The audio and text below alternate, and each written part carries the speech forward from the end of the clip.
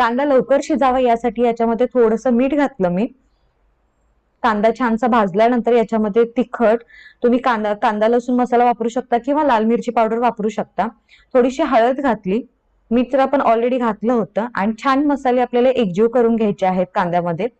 आणि जे वाटलेलं वाटण आहे ते याच्यामध्येच घालायचं आणि छान वाटण शिजू द्यायचं आहे। भाजी चांगली चविष्ट होण्यासाठी वाटण छान शिजलेलं असणं गरजेचं आहे।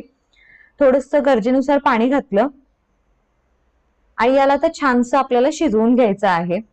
लागत असेल तर थोडं थोडं करत आपण याच्यामध्ये पाणी घालून घेऊया आणि अगदी थोडासा गरम मसाला याच्यामध्ये वापरला, कारण मी इतर कोणतेच मसाले याच्यामध्ये वापरलेले नाहीयेत।